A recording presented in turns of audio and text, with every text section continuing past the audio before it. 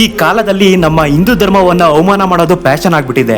ಈ ಬಾರಿ ನಮ್ಮ ಹಿಂದೂ ಧರ್ಮವನ್ನ ಅವಮಾನ ಮಾಡಿ ಮಾತಾಡಿದ್ದು ಯಾರೋ ಸಾಧಾರಣ ವ್ಯಕ್ತಿ ಅಲ್ಲ, chief justice of India BR Gavai ಅವರು. ಅಸಲಿಗೆ ನಡೆದಿದ್ದೇನೆಂದ್ರೆ, ಮಧ್ಯಪ್ರದೇಶದಲ್ಲಿ ಒಂದು ಫೇಮಸ್ ಲಾರ್ಡ್ ವಿಷ್ಣು ಟೆಂಪಲ್ ಇದೆ. ಅಲ್ಲಿ ವಿಷ್ಣು ವಿಗ್ರಹದ ತಲೆಯನ್ನ ಆಗಿನ ಮೊಘಲ್ ಸಾಮ್ರಾಜ್ಯದ ಮುಸ್ಲಿಂ ರಾಜರು ಧ್ವಂಸ ಮಾಡಿರ್ತಾರೆ. ಈಗ ವಿಗ್ರಹ ನೋಡೋದಕ್ಕೆ ತಲೆ ಇಲ್ದೇನೆ ಇದೆ. ಸೊ ರಾಕೇಶ್ ಅನ್ನೋ ವ್ಯಕ್ತಿ ಸುಪ್ರೀಂ ಕೋರ್ಟ್ ಅಲ್ಲಿ ದೇವಸ್ಥಾನದಲ್ಲಿ ವಿಷ್ಣು ವಿಗ್ರಹ ತಲೆ ಇಲ್ದೇನೆ ಇದೆ, ಪೂಜನೀಯವಾಗಿ ಇಲ್ಲ, ದಯವಿಟ್ಟು ನಮ್ಗೆ ಆ ವಿಗ್ರಹಕ್ಕೆ ತಲೆ ಏರ್ಪಾಡು ಮಾಡೋಕೆ ಪರ್ಮಿಷನ್ ಕೊಡಿ ಅಂತ ಕೇಳ್ತಾರೆ. ಇದಕ್ಕೆ BR ಗವಾಯ್ ಅವರು ಏನ್ ಹೇಳ್ತಾರೆ ಗೊತ್ತಾ?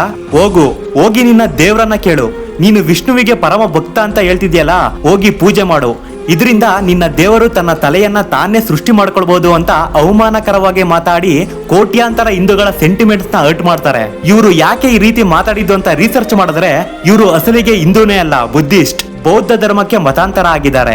ಇವರು first Buddhist chief justice of India. ಬೌದ್ಧ ಧರ್ಮದಲ್ಲೂ ಕೂಡ ಬೇರೆ ಧರ್ಮವನ್ನ ಗೌರವಿಸಬೇಕು ಅಂತ ಹೇಳಿ ಕ್ಲಿಯರ್ ಆಗಿ ಹೇಳಿದ್ದಾರೆ.